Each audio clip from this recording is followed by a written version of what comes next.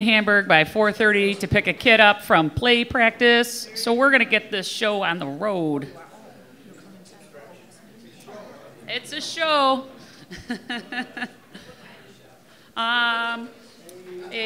April 8th, it's going to maybe snow tomorrow, even though it was 70 yesterday show. I don't know.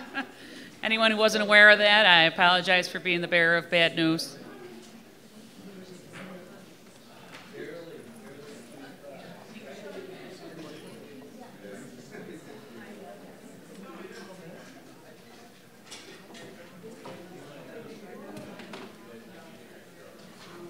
Okay, so, oh good, Dr. Cahoy is here. Dr. Scheid will be joining us in a little bit. But I would like to call the College Senate to order. So with my welcome and my report for you today is a few announcements. Paul Amana sent something out on ECC today, but he would also like everyone to know that commencement is on May 22nd, and if you would like to participate as a faculty or staff member, there are forms on ECC today, and they're also posted on the College Senate site so that you can get your academic regalia to attend the ceremony. And just a little push for it, it's really awesome. I never used to go until I was elected as College Senate Chair. I got little kids, there's a million things going on, and I know there's a million things going on in your life, but it is just spectacular watching the students go across the stage. And there's so many students that are always from my current semester that I don't realize are graduating, and it's just really nice. And they see you there, and they talk to you, and thanks so much for coming. And it's really, really awesome. So I just want to put that out there, that if you can find the time to attend, you should attend. It's really rewarding. So with that, there's also going to be some START orientation training. There's a couple dates in a few weeks in April, but I did speak with our START coordinator, Doug. They're going to have some later on in a few weeks for anyone that can't attend next week. So please, or in 2 weeks, I'm sorry, in 2 weeks. So please watch CPD and emails about that for that training. That is actually something else. I feel that I do a lot for the college at this level. I mean, I do teach, but I feel like I don't do enough on the student level. So I'm going to do the training and become a START advisor also, just because I want to have that connection with our students. I know Caitlin is a START advisor. There's a lot actually in here. So again, something else if you're looking to connect more with students and with the college, I recommend that as well. And I also, I asked a million questions to Joanne before I said I was going to do it. It's not, a full-time commitment. You don't have to go to every single START orientation. You can work with your schedule and things like that. So you should think about it. Faculty Caucus of the Senate is moving to the third Tuesday of every month, so that now it will no longer conflict with CWCC, and it will no longer conflict with, well, not that it did, but it won't conflict with Gen Ed either. Although, unfortunately, the third Tuesday of this month is spring break, I think. So I think we might try to do something offline in between, but, oh yeah, we already had it this month, so never mind, we're good. So moving forward for May, it'll be the third Tuesday of May. And then a couple of other things that came up. We had some votes at the last Senate meeting, and there was some discussion on the floor, but not as much discussion as I was anticipating. And then we voted, and then I got maybe 15 to 20 emails the next day. Some of them were phone calls about dissatisfaction with the resolution that we did vote on. So, and that was with the Academic Adjudicating Committee. And the Academic Integrity Committee got together. We addressed all of the concerns. So we are taking care of it, but I want to say, vote your true vote. The vote, we can't always fix it after the fact. A lot of these things are discussed ahead of time. And if you have a concern, please speak it at any point in time, because your opinion is valid. And we want to hear from it, and we want to hear it at the Senate meeting, because that is what you are elected for, to voice these concerns that are yours, of your department, or of your committees that you represent outside of the College Senate. Vote your true vote. And please, if there is something that we are discussing or we are looking to vote on and you don't agree with it, please mention it. It will always be appropriate, and it's better to talk about it on the Senate floor than it is after the fact to try and fix something that we voted on. Michael?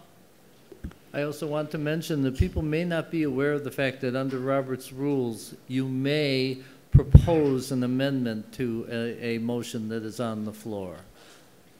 It requires a vote, requires discussion, you know, but that is allowed from any senator. Thank you. So Sabrina. Okay, I'm going to actually say this, and I've heard a lot of people saying it to me privately.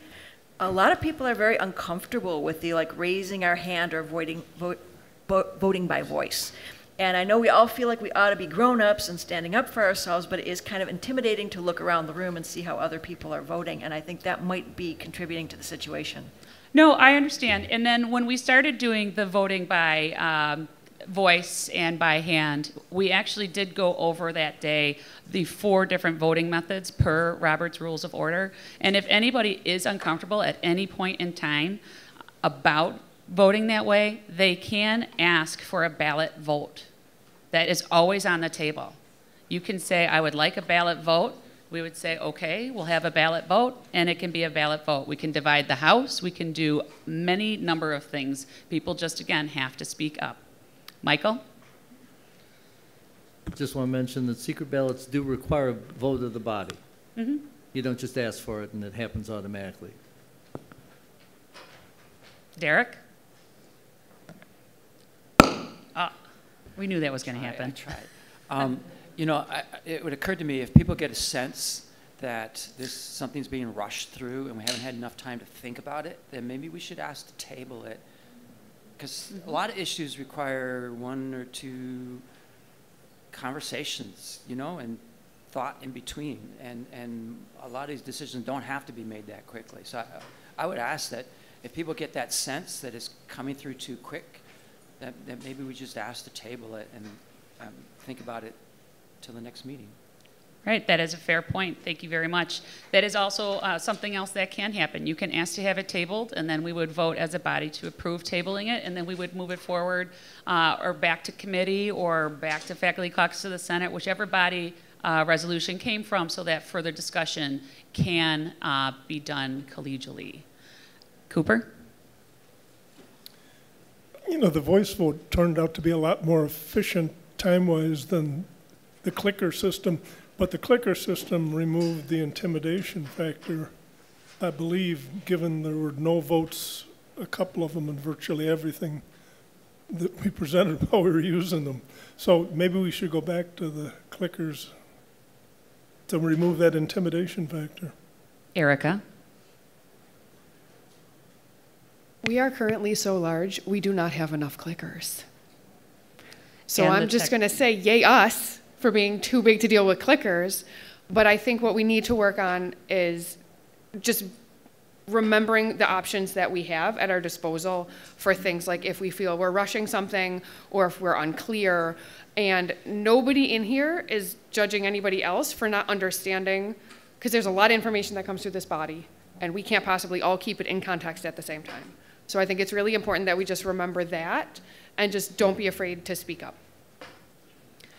And the technology in the program is also becoming obsolete, so it's got to go through lots and lots of updates and lots of mine and Erica's time to set up votes through the clickers. And plus, it also takes away from the spontaneity of anybody bringing something to the floor and having asking for a resolution or for a vote from the floor.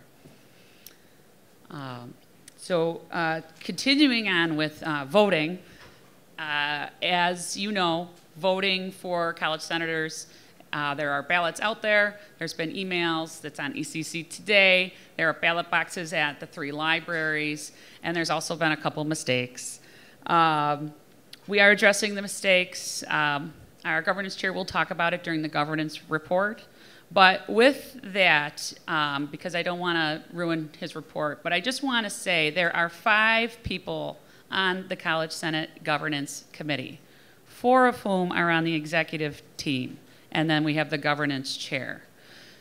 The 4 people on the executive team are in approximately 15 to 20 committees. I'm on 12 of them. But we're all super busy, and mistakes happen. And our governance chair is also has many things that he does outside of getting voting ready. We know we need a more efficient way to do it. We know that we need to track it better. We've heard these complaints from all sorts of people. And I would like to encourage everybody here who had these complaints, either whether or not you shared them with us or if you had them in your head, think about what you do for the College Senate other than attending. We would love to have you on board for our governance committee and help us get that more efficiently run. So with that, spring break's next week, yay. And I'd like to welcome President Hukoi for his welcome.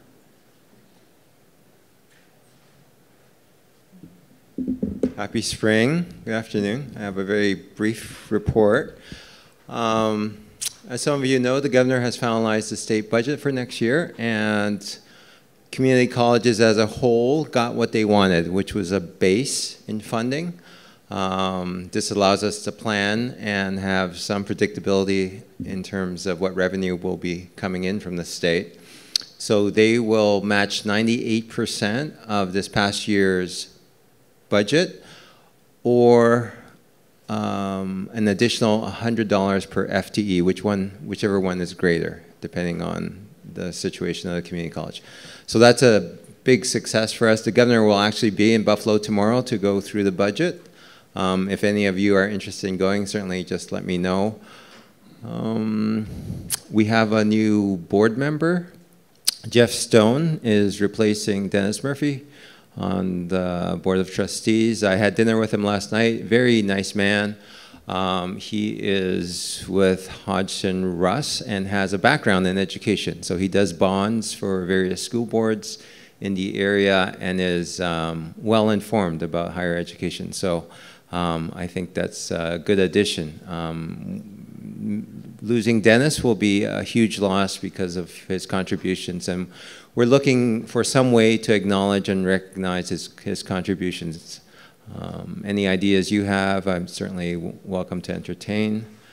We're also moving ahead with next year's lease at Northland. One of the possibilities is actually to have our culinary arts students run what formerly was Gigi's, because there is a space there. So we've been in conversation with Steve Tucker. I talked to Mark Wright about it today, and so that will be an exciting development. A lot of good things developing. I've been talking with the presidents of St. Bonaventure, Hilbert. They all want to partner with us. Tomorrow we're meeting with some automotive dealers in South Campus, and they want to support an expansion of our facility there.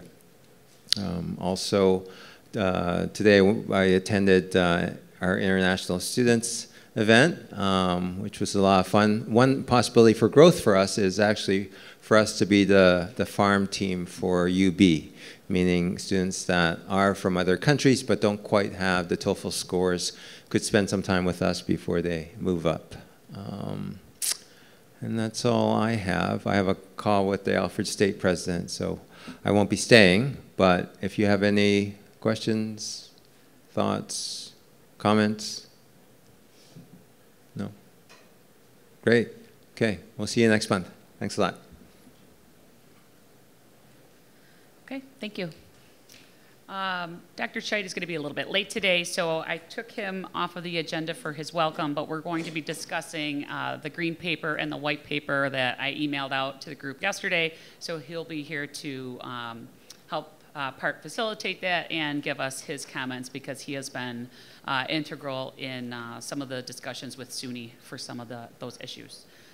So moving right along, old business, we have our Academic Integrity Task Force update. And before I give Erica, oh, you can come on up. I just want to thank this group, because we've had a lot of things that had to be done and discussed in a very short amount of time, and this group worked really well to get things together for us. So I just want to thank them for their hard work. Do we want to do the academic freedom policy first? Sure. And then I was not talking about that. I think Michael Delaney and Joanne were going to talk about that. Okay. Yeah. Yeah, it's on the agenda first.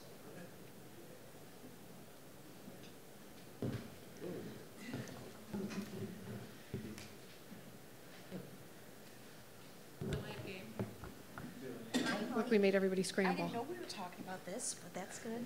I could do that. Surprise. Yeah.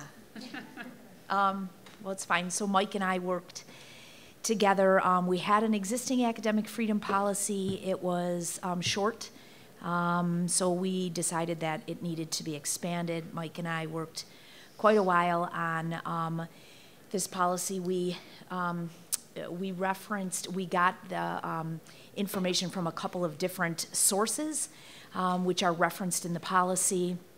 And we met a couple times recently to go over some of the, it went from the policy committee to the FFECC leadership.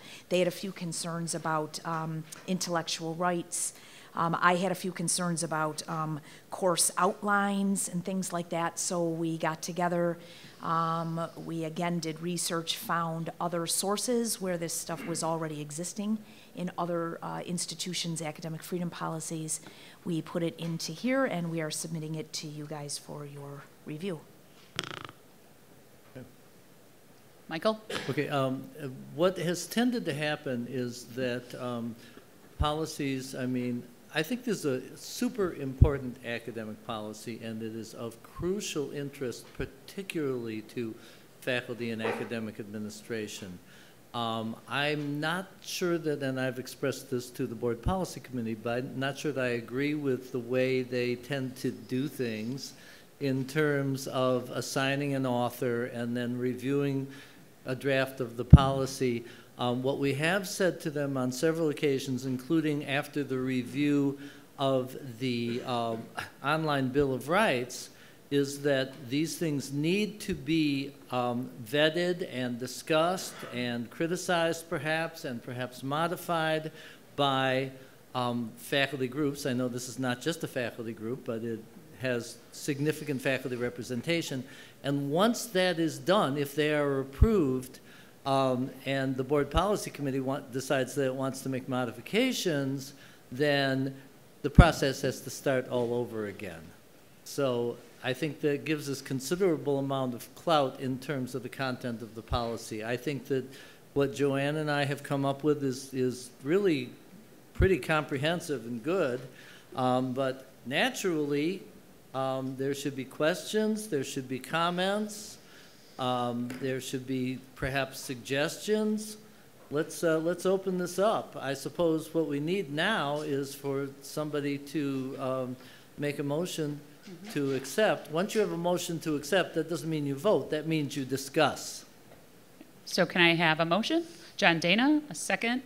Cooper Lansing, thank you. And I will just throw in that we did review it at a task force of this Senate, which Erica represents. So it did go to the Academic Integrity Task Force, and it was reviewed there pretty extensively. So it wasn't just Mike and I who've had our eyes on this. It was also this Academic Integrity Task Force. And the FFECC Executive Committee also had eyes on it as well. Yeah. Yes. So it's gone through some pretty substantial review before today. Yes. And it was reviewed by the Faculty Caucus of the Senate. Right. I'd also like to point out that as you go through it, you'll see little notations for references down at the bottom. So this policy was not written, from scratch, willy-nilly, from whatever the authors decided.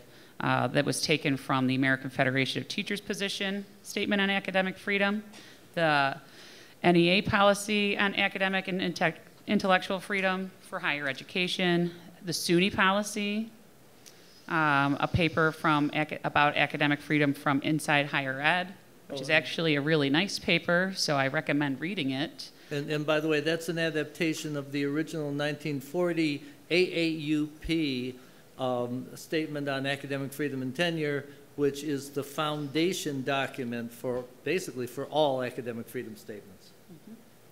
So that's where a lot of this came from, and so it's also heavily referenced within here. Okay. So, yes. Maybe just some clarification on retaining the rights for intellectual property. I know that there's a big push here at the college for the ORE courses, or AIM, whatever we're calling them at this point. And I think a lot of the materials that are used, like I personally would regard them as intellectual property. I'm not sure if that's, you know, and then and you have kind of two scenarios too. So you have faculty members that could be creating materials. Again, I'm assuming that they are going to be considered intellectual property on their own time, i.e. during the summer or something like that. And then you also have 12-month employees that could be creating things like that during their actual work day. I don't know if there's a... The intellectual property, that's the next task to draft a specific policy regarding intellectual property with FFECC's input, with input from SUNY, and that'll be the next policy that's going to be drafted to specifically address intellectual property. There is mention of it in this policy, though. Yeah. Well, that's right. That's why I was questioning it. It's there. It's Mike, actually, that was one of the things that came out of the FFECC executive committee review of it, was that there was no language in there about intellectual property. Right. So Mike did some research, found some, you know, current text on intellectual, and it's there. I'm sorry, I don't know the paragraph it's in, Colleen, but it's there. It was up towards the top, I think. Yeah. Yeah, there it is. As Colleen said, this was not intended to be a policy on intellectual property. It's usually they are not contained within an academic freedom policy. They are separate things. It is mentioned in here that college faculty must retain their intellectual property rights. Retain the rights to their intellectual property. So it's typically just a mention in an academic freedom policy, not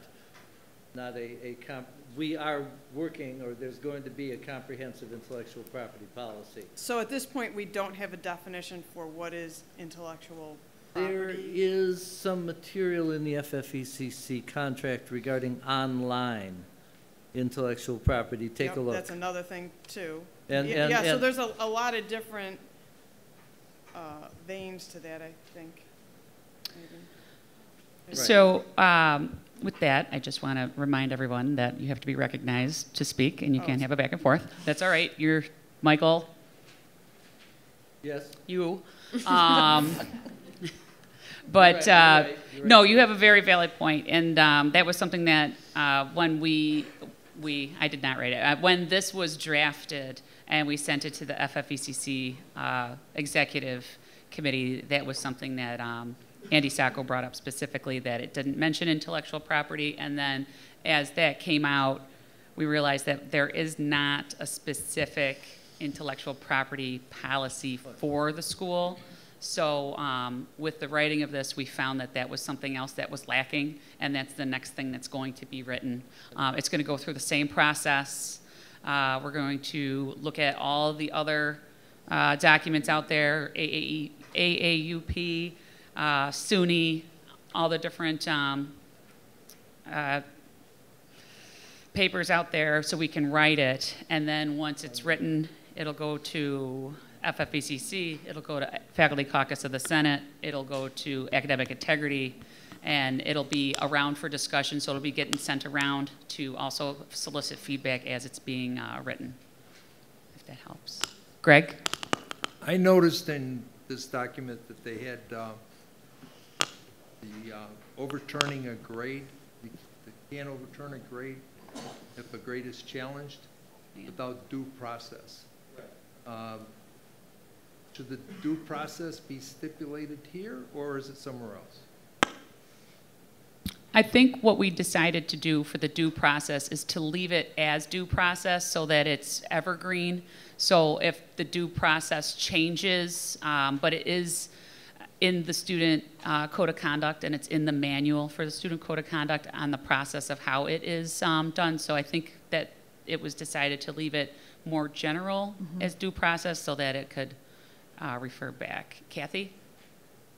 I just had a comment about that as well. Because the second to last paragraph discusses the adjudicating panel, but it's bypassing the that informal process before the formal process gets started. Well, we said Joanne? it was, I'm sorry. Am I supposed to, I'm sorry.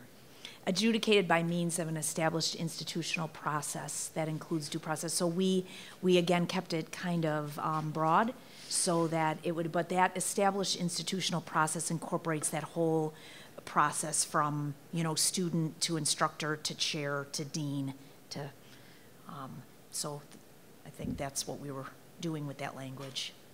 Michael? There was never any intent to imply that informal resolutions at a lower level than an adjudicating panel are not allowed or encouraged. And of course they are. And I think the word unresolved is the crucial word in that sentence. If things can be resolved at any level, they should be resolved. That's the implication. I don't know if the group wants that spelled out more explicitly, but that was the word that was crucial in this case. So, do you have a suggestion? Kathy? I wondered if the sentence can be simplified beyond that and just follow the process, whatever that we voted on last time. Perhaps maybe reference the student code of conduct as outlined in the student code of conduct.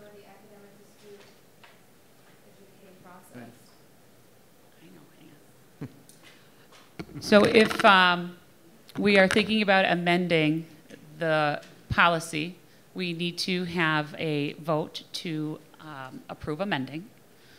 So I think we have some definite things that we want to talk about amending. So can I get a motion to amend? Greg Gillis. Second, Jack Braun. You have to have language. You can't just amend. You have to have language that you want amended. That's part of the motion.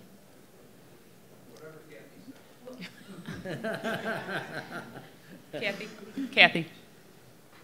I guess I'm not convinced that I'm interpreting that properly, so I'm willing to listen to what that's trying to explain so I can understand it a little bit better. To me, it just seems like it's very wordy for something that everybody's saying so simply right now.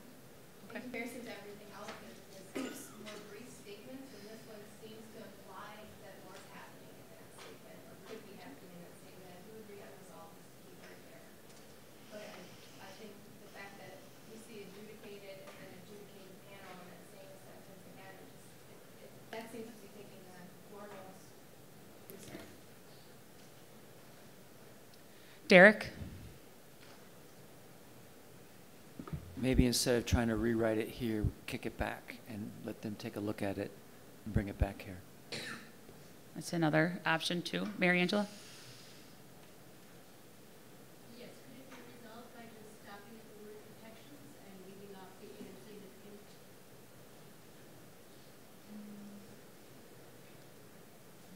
I missed it.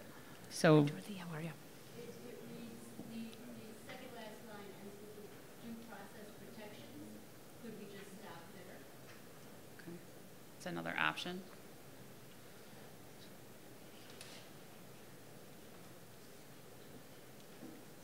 Marianne, I know, look at you, you're in a corner, you need a microphone. Sorry.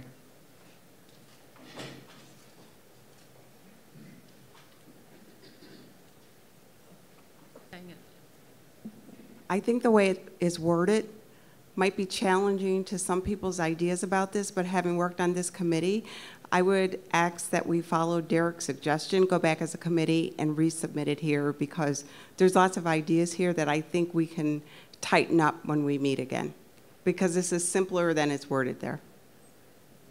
Okay. Michael?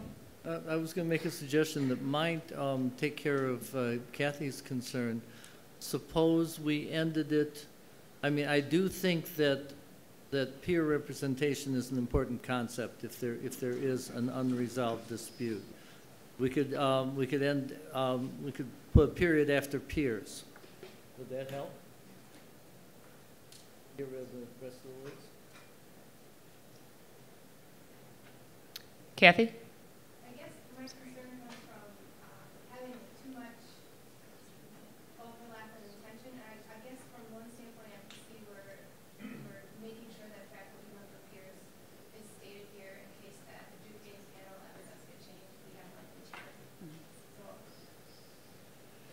logically, I think that does make sense. Make sure that those space get covered. I don't want to have, I guess I wouldn't want to have things in too many places where if something changes, we're trying to follow it through policy.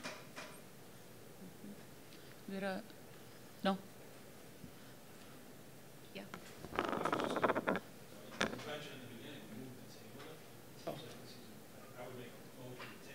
It's exactly my motion. I second Tom's motion. Okay.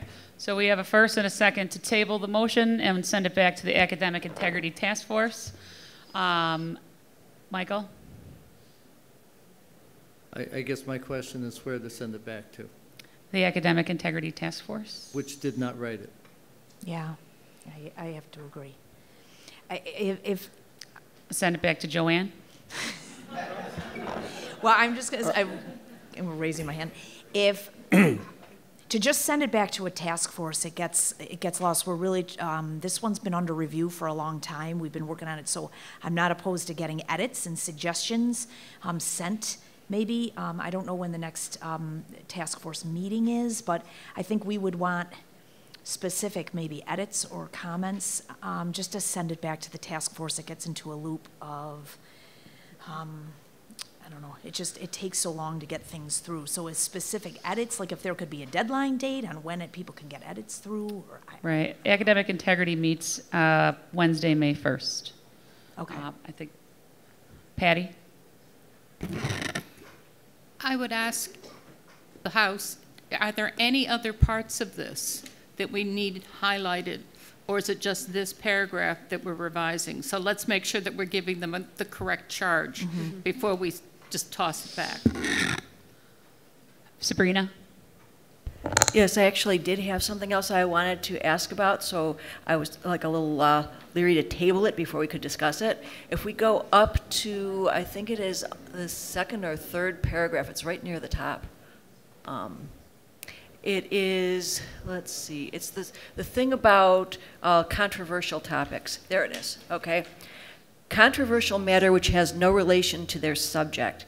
I think this is specifically a little triggering for English professors because, strictly speaking, our subject could be grammar, rhetoric, and literature, and we have quite a bit of, like when we teach argumentation, controversial topics kind of tend to come up.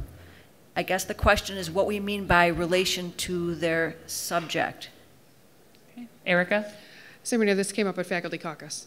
And the way that I couched it also as an English professor, since I'm very aware of this, was that as long as we're still relating it back to whatever the task at hand is that we're trying to do, whether we're trying to put it in context for how to deconstruct an argument, whether we're putting it in context in terms of analyzing the language, I felt that we still were covered with that phrasing.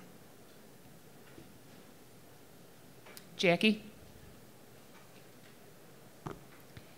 With respect to the the sentence that comes immediately after the one highlighted, the principle of academic freedom shall be accompanied by a corresponding principle of responsibility. And then in there, does that have, right, okay. Employees have an obligation to indicate that they are not, oh no, that's a different sentence. But with respect to the principle of responsibility, could that be applied to a professor potentially acknowledging wherein they're not, or they're speaking about a matter that isn't necessarily in relation to their subject? Like as a philosophy professor, I deal with controversial material all the time. There tends to be a way to relate it back, usually, but sometimes students bring stuff up that you need to discuss. I think I tend to find a way to handle it. If there's something I'm not an expert on, just making sure that I make that clear. Would that be held under that second sentence, though, like a principle of responsibility? I would think so. Just as a mathematics instructor, so I do statistics, and there's a lot of faulty statistics out there, and that's a big part of our discussion. When election season is coming around, we talk about all of the different statistics with that as well, and you know, sometimes one party or another may or may not have favorable numbers, and that's something that we do talk about in the classroom as well. And it's not, but I'm a math class. So, but it's still, I think, under that umbrella. Michael? Yeah, just to provide a little context, that whole paragraph is lifted from the SUNY academic freedom policy, not that that's an argument in favor of including it, which originally, in that particular sentence, which basically I've always had a little bit of a hard time with, comes from the original 1940 AAUP statement on academic freedom and tenure, which is basically the foundational document. Almost every academic freedom statement contains a similar statement. It does not say who gets to decide what's within your subject matter and what isn't. Just context, not really an argument. Greg? I like sitting next to Mike because the microphone's always on.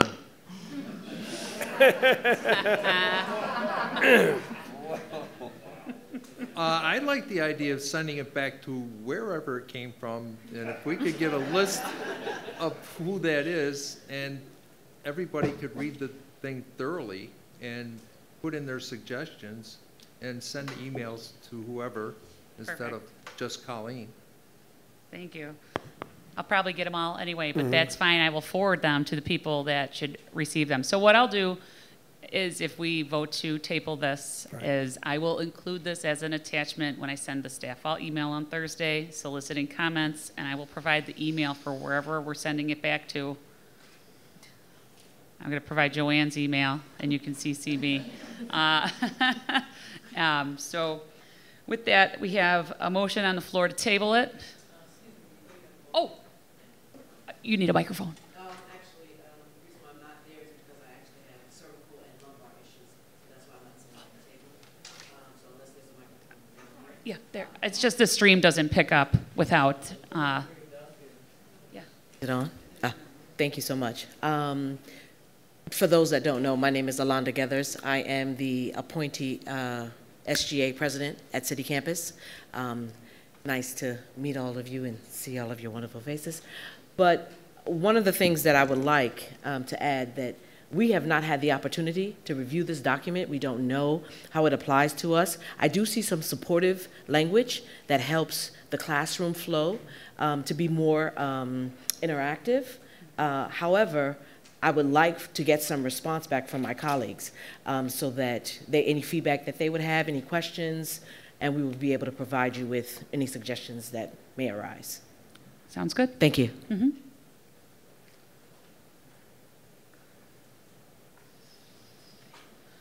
Okay.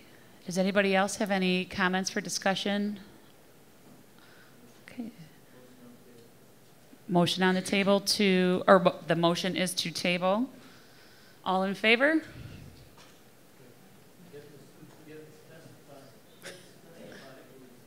to and when you expect it back. I already said it's going to Joanne. And when do you want it back?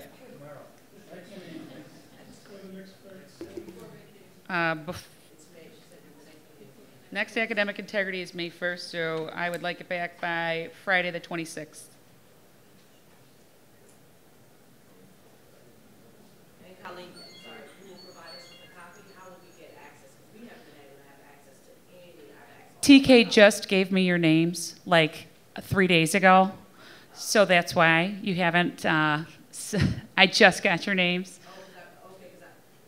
So, right. So that's why you guys got the email yesterday for the first time, because I just got your names. The only one I've met so far is Brian. Hey, Brian. So the email that your whole group got yesterday, your names are now on that listserv. So when I send out the email, I send one out monthly on Thursdays after the Senate meeting, and then your names will be on it, and that's how you'll get the entire update. And TK is on it as well.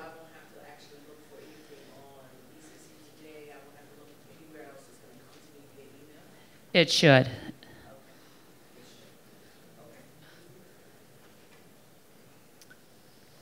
Hi, Brian. Sorry, I just wanted to ask if SGA can also get a copy of this so we can review it as well. Not only the professor, but us too.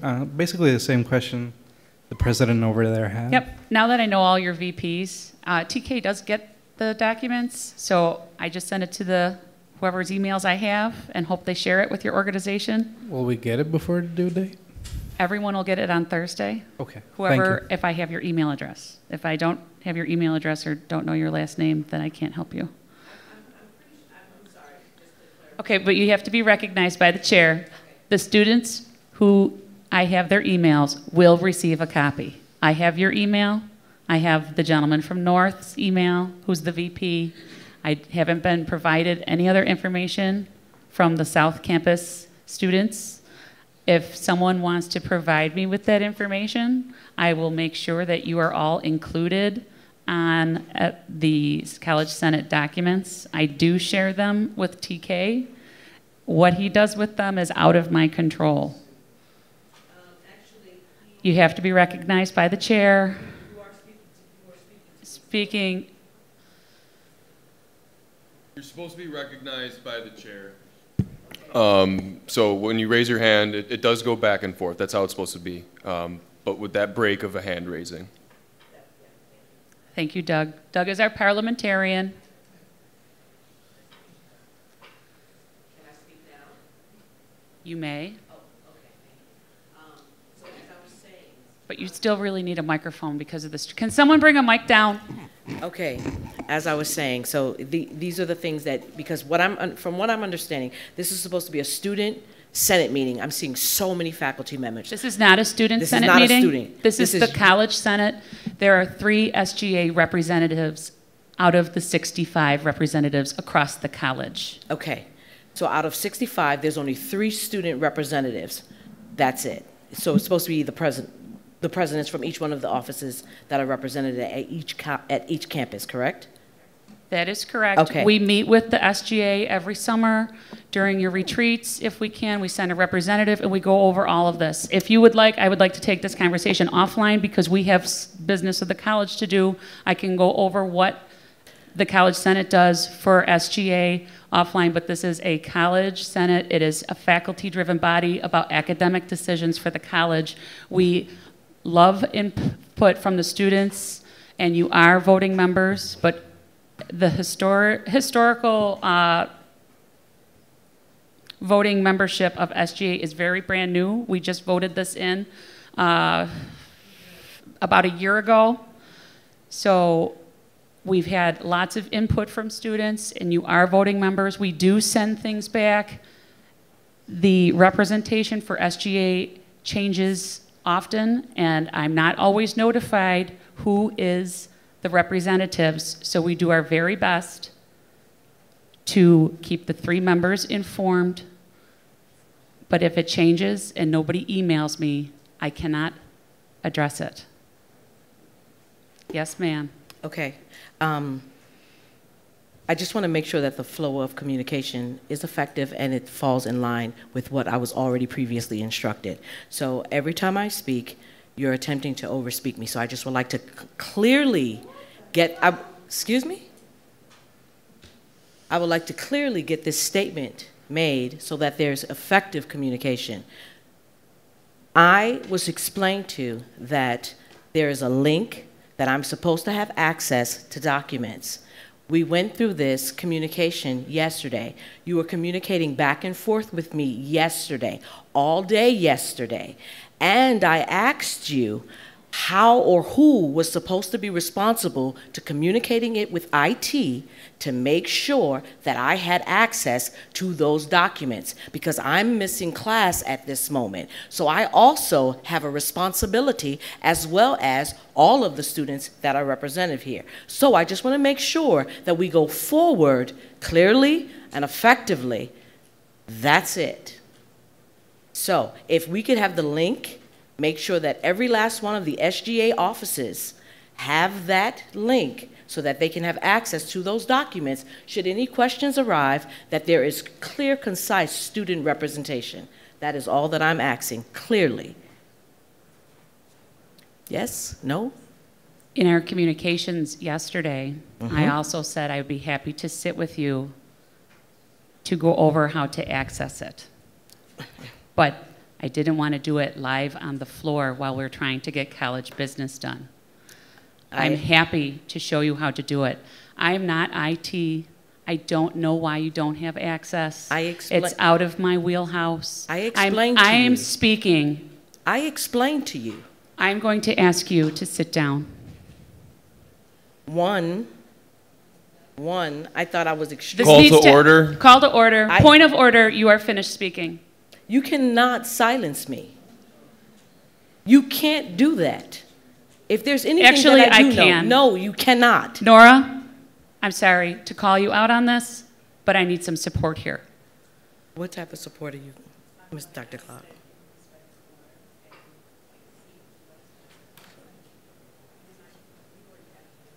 Yes, we do.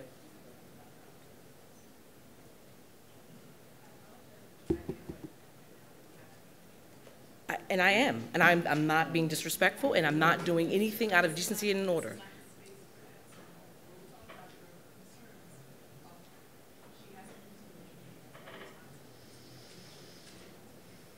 I understand that, but there was blame that was being pushed on a student.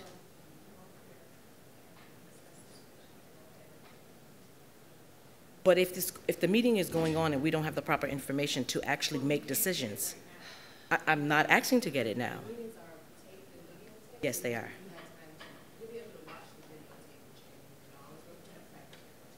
Yes, and that's exactly what I have several questions from the stream that I was watching previously from last month.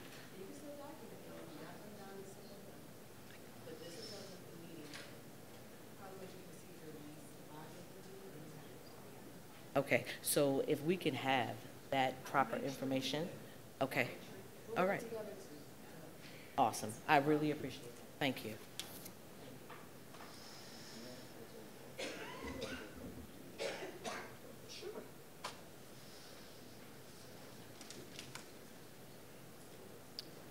So we have a motion on the floor to table the academic freedom policy. It's going to go back to Joanne, and Joanne will work with Michael Delaney, the other author of the policy. We are going to be asking for feedback via email. Everybody in this room and representatives of the College Senate will get a copy of this document on Thursday when I send out the staff all email. We will be asking for feedback by Friday, April 26th, so that way the Academic Integrity Task Force that meets on Wednesday, May 1st, may address everyone's concerns equitably. All in favor? Those opposed?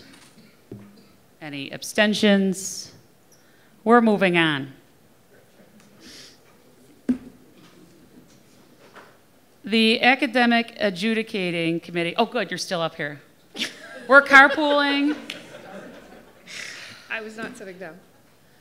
Do you want to pull that up, and I can say my little thing while you're pulling that up? All right. So as Colleen alluded to when she gave her president's notes, the task force heard lots of feedback on the original resolution that we voted on last month. And I agree. I think all that feedback was really useful and really helpful. And the resolution that Colleen's pulling up, you guys, is like the baby of the shared governance process. I am so proud of where we are now with this. It has gone through faculty caucus. It's got twice, I think. I think it's gone through faculty caucus twice. It's gone through academic integrity. It was discussed on the floor of the Senate, and we got to talk with our provost about it. So everybody's involvement with this is how we ended up with this document here. It's not terribly different, and the strike-throughs and the highlights that you see here, I can comment on those. These are the last changes that were made. But before we even get there, Colleen, can you scroll up for just a minute? Can you go to the whereas, the 7th whereas? Because we need to talk about changing the, yep, right there, internal and external, right there. Where your cursor is. Oh. This was a change I didn't document because it was a change that I had to document like 2 drafts back. And so I want to mention about the internal and external processes. If you remember on convocation last fall and when the deans of students and the academic deans gave their presentation about when you actually get to the adjudication process with the board, before that it was called the informal process. That was anything that happened on the departmental or the academic level. So when a student complained to their instructor and then they weren't happy and it goes to the department chair and then it wasn't resolved and it goes to the academic dean, that was originally called the informal process. And feedback about that made it seem that that process was less important because of the word informal. And so we made changes to call it an internal process, that it's internal or inside the academic unit. And then the external process is when it actually has to get taken to the adjudication board level. And so I wanted to make sure you guys were aware of that change. And then if we go down, if we scroll down to the actual makeup of the adjudicating committee, it is now made up of 3 teaching faculty appointed by the College Senate chair. We'll have 1 academic dean selected by the academic deans, 1 dean of students, and then 1 student observer appointed by SGA. The student observer becomes particularly important because if we're dealing with a student who is going through this process, they can have both a faculty or staff advocate. Thank you, I totally blanked on that word. And Katrina, they can also have a student advocate, yes? No? Okay. Okay. But this student observer can also act as another voice for students in case the student who's undergoing the process is a bit, intimidated by the process. There's another student there to kind of vocalize any general student concerns about it. I think that's it. Mm-hmm. Did I cover all my points? Part of when we met with Dr. Scheidt last week, we talked about the makeup and how it was originally at 12 members, and then some of the feedback was, well, if we have 12 members, then what if there's a tie? So then we talked about bringing it down to 11 members. But then as reality for all of us is everybody's very busy. So how are we going to get 11 people together to make decisions that may need to be done immediately multiple times per year? So with the scheduling of everybody's time, we discussed how, well, why don't we just bring it down to 5? It's much easier to get 5 people together than 11 people together and move forward that way. And we thought that was a good idea. So do we have any comments or questions, I should say? Questions about Tahira? Oh, sorry, no, you got to walk all the way down. So I'd just like to ask why the 1 seat for the librarian was stricken from the committee. I'm sure people, actually thought that we would be full of librarians. I mean, seriously, if we all thought about it, when is the last time that you've been to a meeting where librarians have outnumbered the committee people. Not at all. And honestly, I really think it's a disservice to the students, because librarians, we are unbiased. We don't have any conflicts of interest. Usually when we get invited to meetings, it's just that, an invite. We never get a voting seat at the table. And I just think that it's really unfair to not have a librarian represented on this committee. The way I was understanding it is that since librarians are part of the FFECC union, that you would be counted under the broader term of faculty. Right. So faculty, librarians, or counselors could be one of the 3 teaching faculty. Oh, no, that says teaching faculty. Right. Darn it. I thought it just said faculty. Right, and that's typically where librarians, we get lumped in Sure. with counselors. I totally read over teaching. I just made the assumption. Right, and so I think it would be fair to have a librarian represented on this committee. Like I said, we're unbiased. We're least likely to have any conflicts of interest. Sure. And so I would just like to ask for us to have that seat back. I don't know Robert's rules, so. Nope, that was good. You're good. Raise your hand. You came to the microphone. Perfect. Greg? Could we just change the word faculty to FFECC member, and that would include librarians? Kathy? I think that the issue here should be making the relationship between student and faculty understand. This academic integrity issues start in the classroom, and the discussion needs to be had between teaching faculty and the student with representation. Can you scroll down so I can see the final area? A dean and a dean of students and a student observer. I really think a librarian as observer would be helpful, but I think that teaching faculty as voting members is imperative to have an equal standing in that room to represent what we're trying to accomplish in that classroom. And there's a lot that is going on, I think, in terms of making sure that the quality of the education we're providing for students is held to a high standard. And some of these issues that are coming up tend to be about attendance issues and grading that affects because of attendance. And those are very difficult to debate if you're not in the room understanding what goes on when students do not attend class. Thank you, Kathy. Sabrina? On the other hand, librarians are plagiarism experts, and a lot of these complaints might be about plagiarism. And if the original concern is that we have way too many people to convene them, it seems that the librarians are really eager to do this, and that might not be a factor. Thank you.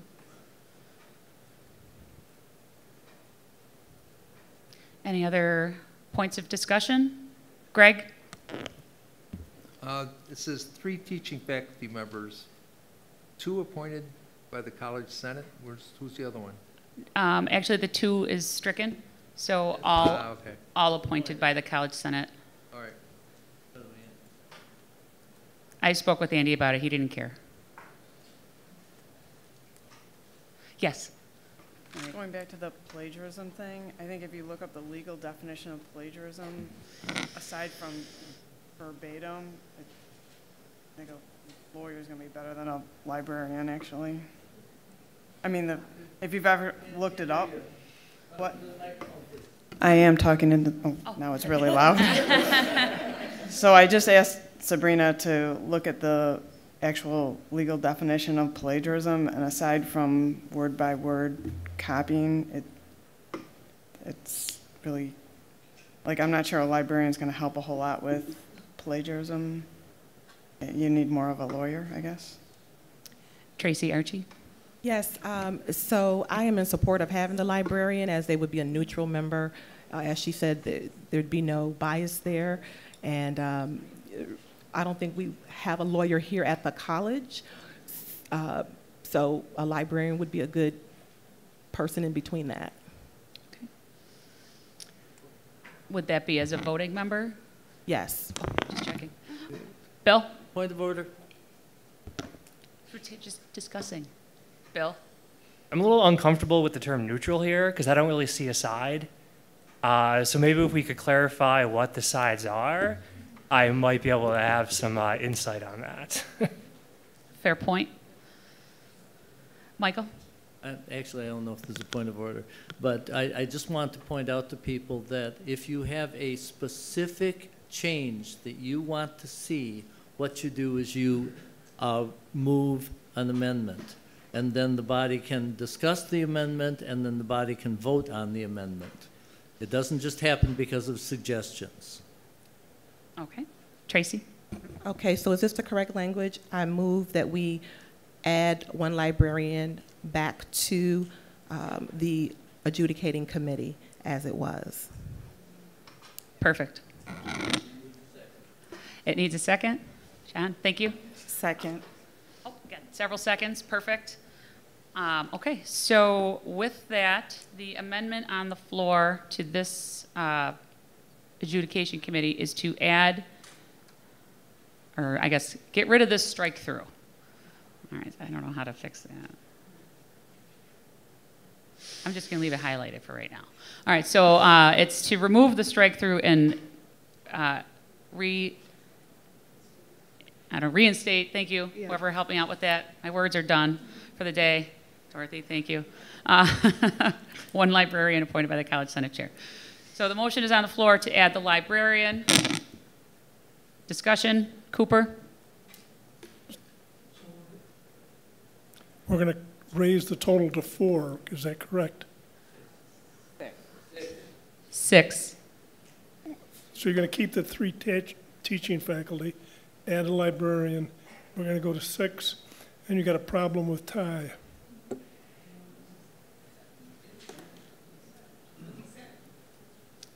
The student's an observer. 1, 2, 3, 4, 5, 6. Dr. Scheit? In case this matters, since the outcome of an adjudication committee would be a recommendation to the provost, a tie is not necessarily the end of the world.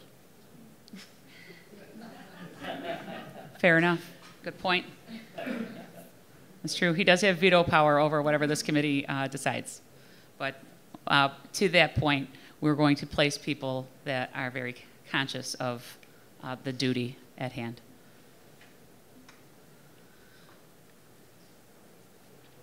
Any other discussion on this amendment? Oh, there she is. Go on, over to the microphone. Oh, they moved it for you. As with the librarians, I'd also like to speak on behalf of the counselors. Counselors work in support of students as well, so I believe that we should also be present and also be supportive of this initiative. Okay, so with point of order, I know this rule. First, we need to vote. Actually, just hang out there for a minute. First, we need to vote on the amendment on the floor, and then move to your amendment, if that works. All right. So for the current amendment to the Academic Adjudicating Committee, any other discussion regarding the addition of the librarian? Derek?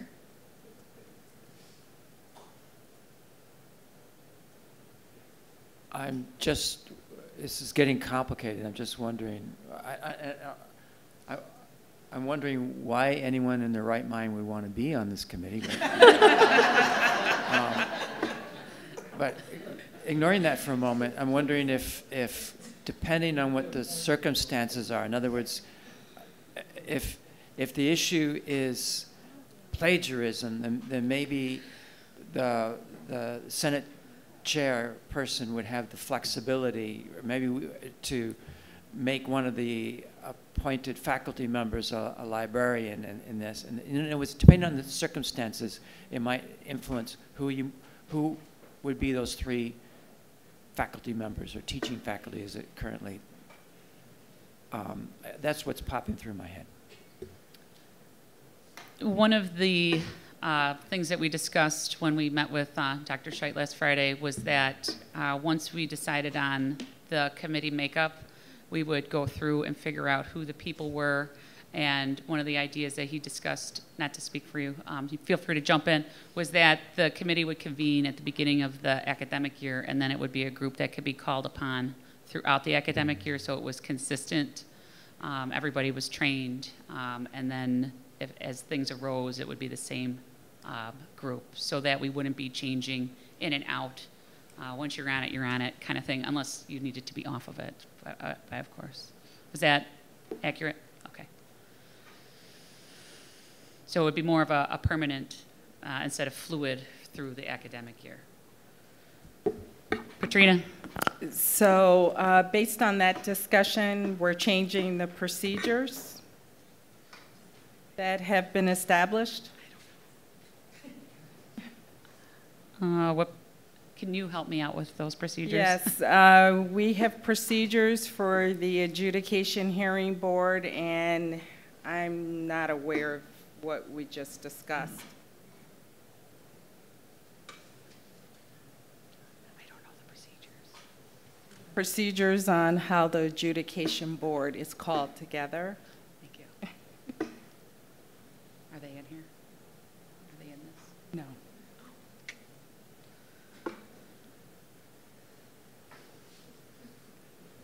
Erica? So I think what Patrina's referring to is that with the Title IX or the Code of Conduct violations, they had a pool of people that they were going to pull from and then slot them on as necessary. And this is just dealing with the academic wing. So this will not affect the Student Code of Conduct or Title IX violations. Okay. Thank you, Kelly. For all three committees, however, we had a uniform procedure in where if there were such a need to call any of the three committees together, it would be a uniform procedure that went into an email address. And then the co-chairs for the committee would call together the committee so that everything could be properly documented, the same in a uniform manner, and so that we could keep track and make sure that we were keeping track of the issues that came forward. So I guess what I'm asking is that being changed? That was what we had talked about at our Academic Integrity Task Force, was that there was an issue with the academic portion of it and that we didn't want to hold up the Code of Conduct or the Title IX issues because they're both important and rely on other legal matters. Academic, we felt we needed to pull and separate it out. Okay. I saw it. I'm trying to make sure I get everyone so it's not a back and forth. Kathy, you had a hand up? I just have a question about where those procedures are and where they voted on by the Senate and when. They were not voted on yet. The Student Code of Conduct Manual is currently still in draft form.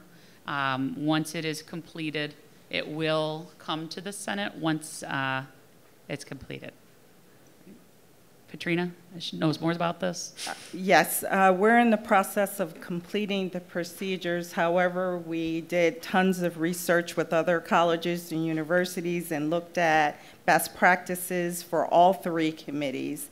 And that's what most schools do, is have a uniform procedure for either one of the committees, and it's consistent, and the way committees or cases are brought to those committees is also consistent. That's one of the problems that we've had here in the past, is that the procedures are not consistent and uniform when cases have come forward and are not properly documented. So we're trying to address best practices as well as make sure that it's fair for everyone involved.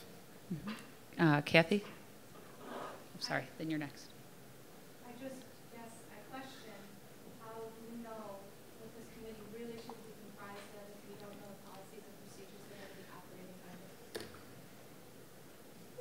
under. Actually, he was next. It's twice the same day. I need to table this so we can, for the specific purpose of figuring out how it's going to be constituted and the procedure for putting people on it. So we're putting them on card. Why do we do it? Point of order. You can't, there's a motion on the table, on the floor. Thank you. Okay. Must be addressed before any other motions can be considered. All right, so we're going to wait on that because we also have the counselor motion. So we're just going to hold on a second. Erica? I want to respond to Kathy's point. In the highlighted whereas statement, whereas the procedure for the internal and external processes listed in the Code of Conduct Manual must be followed before an issue reaches the adjudication board. For the sake of brevity in this resolution, instead of trying to list out the entire thing, we're just pointing you directly to where it is, and then you can go take a look at it. Cooper? Call the question. All right, so with call to question,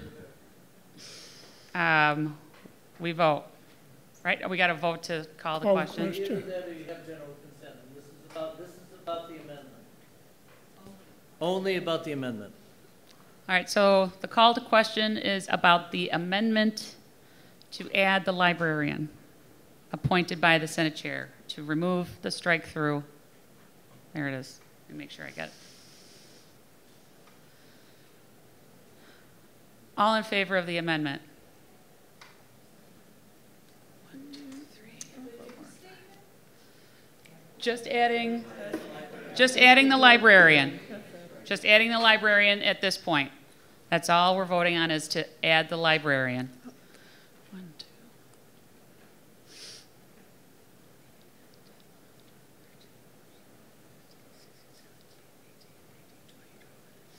23. Those opposed? 1, 2, 3, 4, 5, 6, 7, 8, 9, 10, 11, 12. Abstain? 1, 2, 3, 4, 5.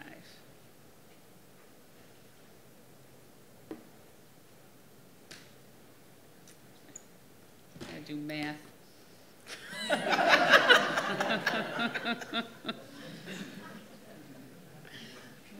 Portion of those voting. I know. Okay.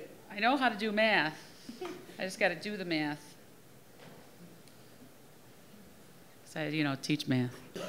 All right, so the motion passes. We have 2 amendments that were proposed. Your first.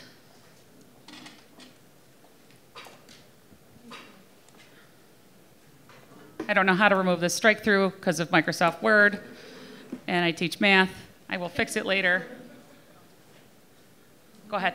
So I move to reinstate the counselor representation on the committee.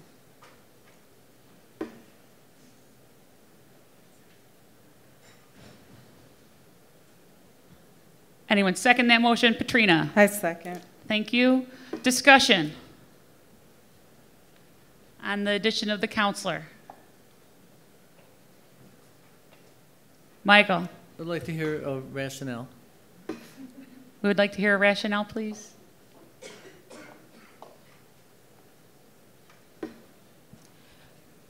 Well, I feel counselors meet with students day in and day out. We are aware of their issues and feel that we would be a great representation as to the things we hear from them day in and day out, and can be a great support in that regard.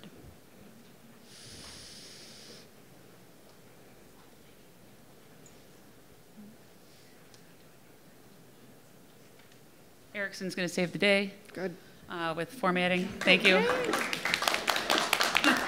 It's giving me signals back there, like, yeah, please help.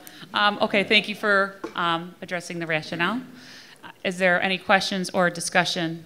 Yes? I have a question. What's the rationale for having the counselor appointed by the president of the student affairs and the Senate chair?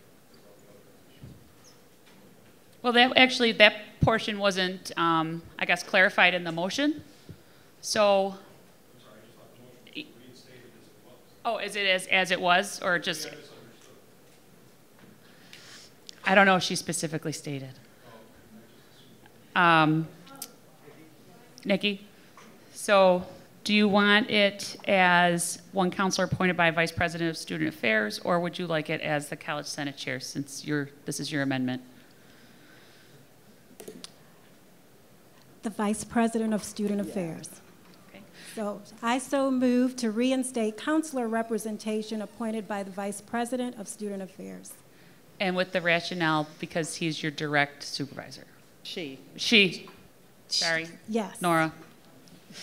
Dr. Clark. Patty?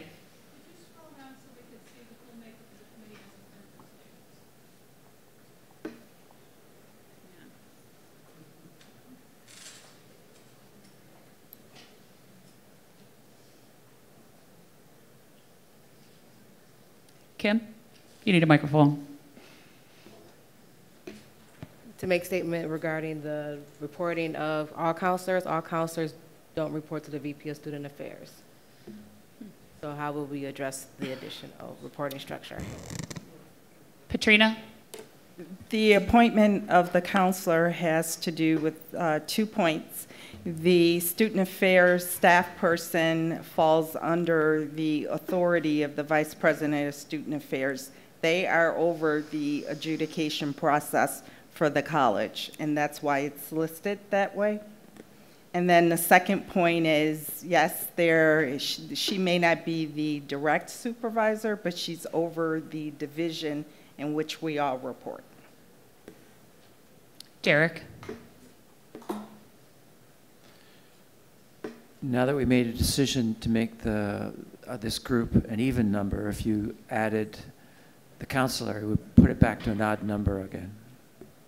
Yes. Patty? It was raised earlier that we wanted to make sure that the teaching faculty who were the classroom frontline people had very strong representation on this committee, and I am concerned that we are sliding away from that goal. Erica? Students also get an advocate, and I don't know how good this assumption is, you guys, so please, I'm just going with what I know about my students, is that I would also make the assumption that they often would ask a counselor in particular to be their advocate. I don't know how true that is. My students tend to know about the counseling services, so they do often use them. Michael? I'd just like to ask the people, keep in mind what the function of this adjudicating group will be, and it will be to weigh in and make recommendations about either disputes about grades or about academic dishonesty. I mean, I sympathize with the idea that you need to have somebody present or involved in some way who is understanding of and sympathetic to student issues. I'm not sure that counselors as a group, you know, kind of like have, I don't know how to say this exactly, you know, the appropriate experience to make decisions about student grades or academic dishonesty. It's not just a matter of being supportive of students, it's a matter of voting on those particular issues. So I would like to speak in opposition of reinstating a counselor. Okay, thank you, Michael. Marlene, you need a microphone.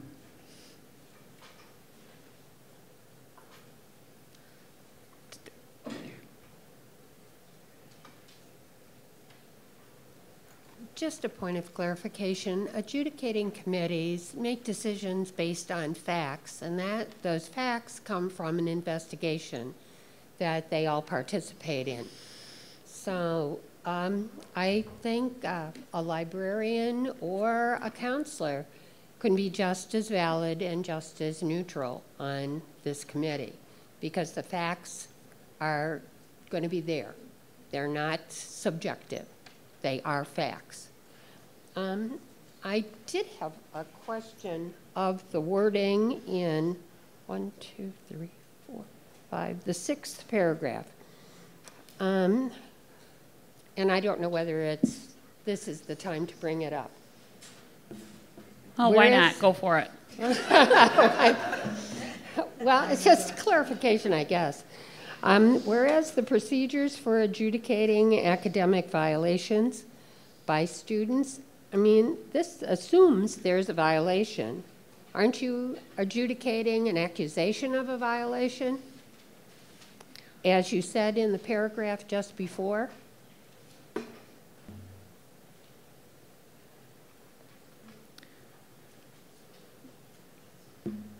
Is she right? I don't know. I'm going to have Patrina help me out on this answer. That is correct. As part of the process, faculty, when they suspect that there has been some misconduct as it relates to the classroom. We still have to provide evidence, and there has to be an investigation as to that fact, and then a decision and an outcome. So that's correct, Marlene. It's alleged until it is proven, and then action is taken at that point. Thank you, Patrina. Okay, so Marlene spoke in favor of the addition of a counselor. Michael spoke in opposition. We're up back to opposition. Jackie. I just want to remind, I think that it was mentioned earlier that an odd number is not necessarily a better number with regards to this decision, so that isn't, I don't think should be a convincing matter here. Thank you. Any other questions or discussion about the amendment of adding a counselor? Okay, so the motion's on the floor to add, let me go down, add a counselor appointed by the Vice President of Student Affairs. All in favor?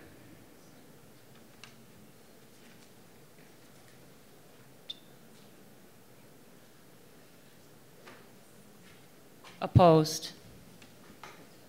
Oh.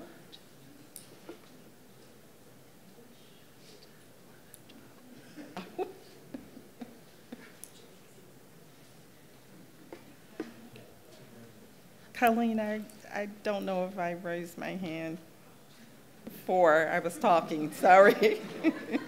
Oh, darn it. All right. Sorry. All right, everybody put your hands on the table. Opposed?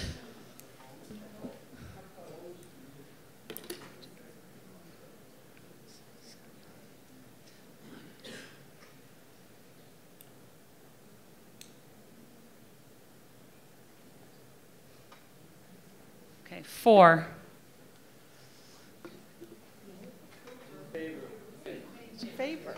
In favor, I'm sorry, in favor. Counselor? In favor, 1, 2. In favor of a counselor? In favor Yes. of adding the counselor, because is that what you were unsure of before? Yeah. All right. 1, 2. Okay, that number is the same. All right, and abstain.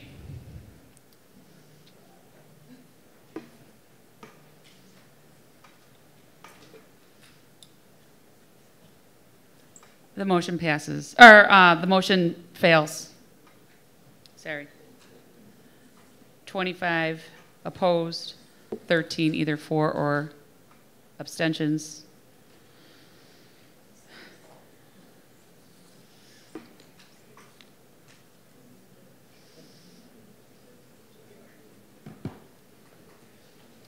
Okay, so that's going to stay with the strike through.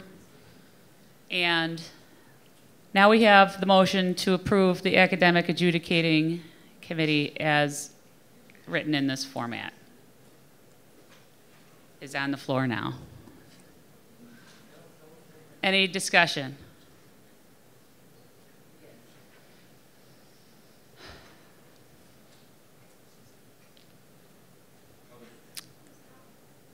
Jen. Yes, I'm sorry. Tom. You need the microphone. Oh, that's right, he did motion to I would renew my motion, or was it? That's right, it was your to turn. Table it, pending further study or determination how the board constituted year-long thing, you know, the procedure of putting board members. Okay, so that's right. The motion on the floor, as we're going in order, is to table it at this point in time. It needs a second. Bill, thank you, Bill.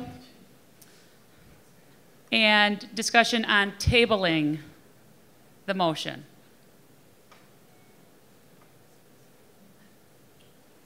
Michael?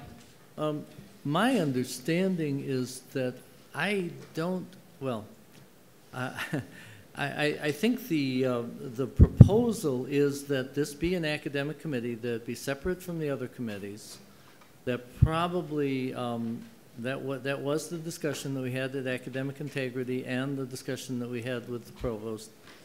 And I think that those basic outlines are adequate for passing the makeup. That's my thought. Okay.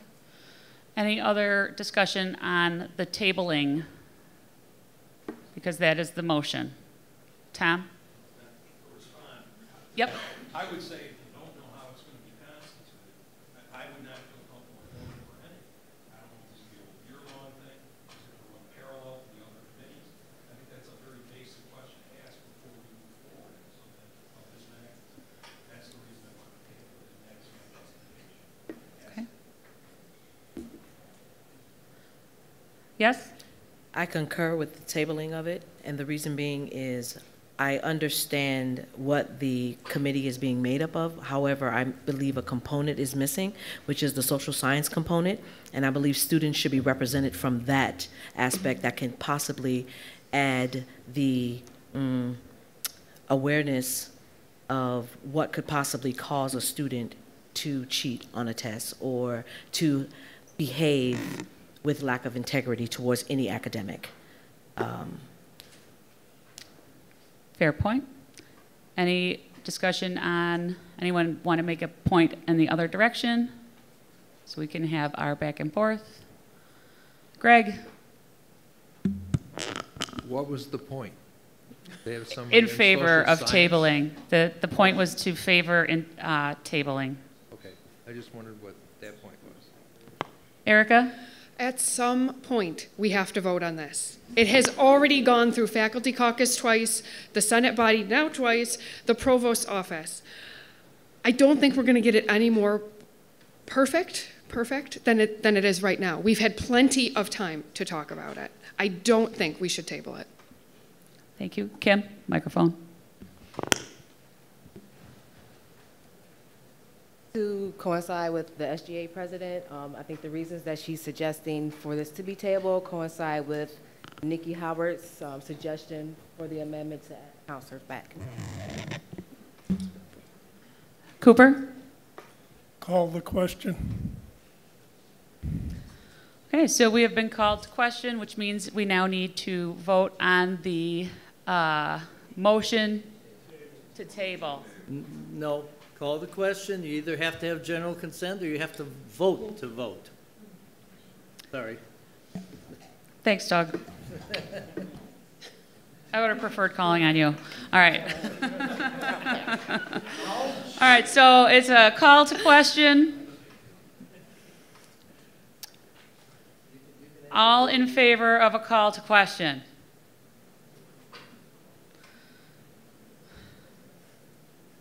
All right, that wins.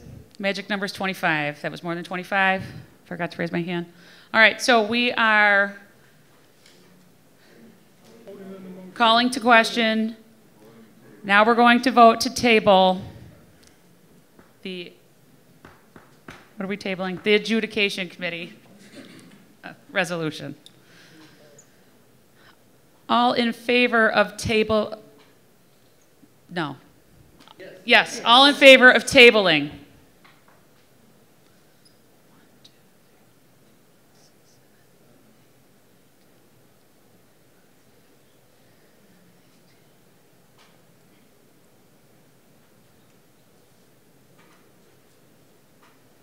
Against tabling.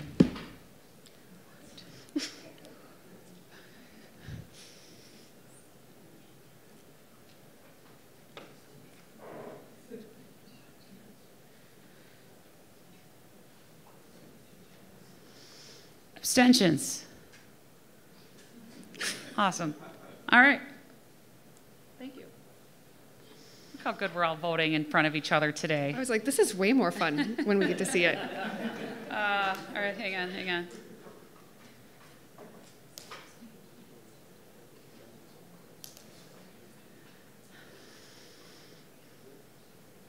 The motion to table has failed by 55%. So we're voting on it as written.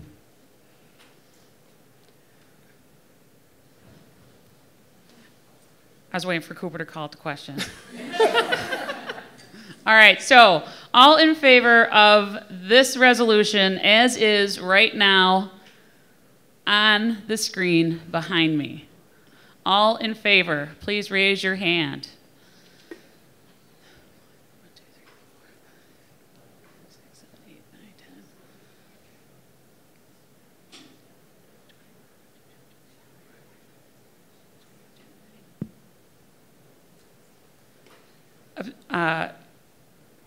Against? I'm losing my words, I'm sorry. 1, 2, 3, 4, 7, 8. Abstentions? 1, 2, 3, 4. The resolution passes. Oh, thank goodness.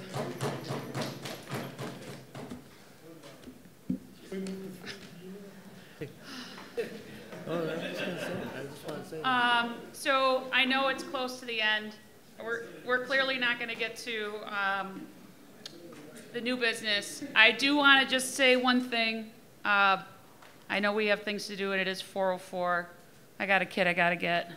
And I live 45 minutes from here on a good traffic day. Guided Pathways, we were accepted.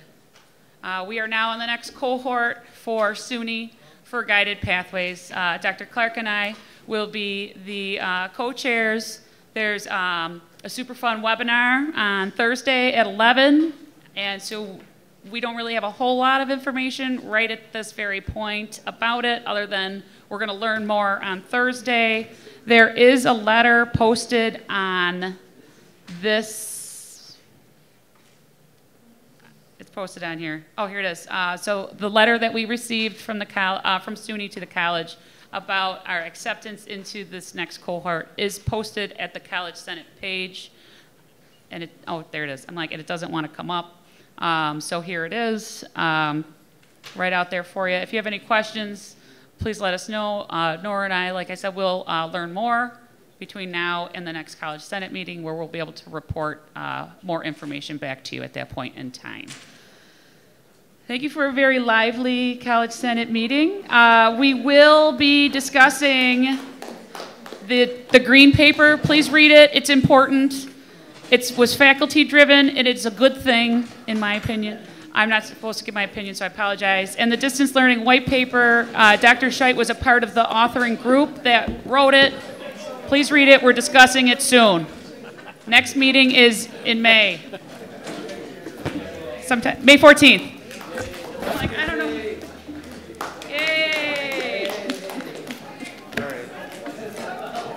Well, that was just too much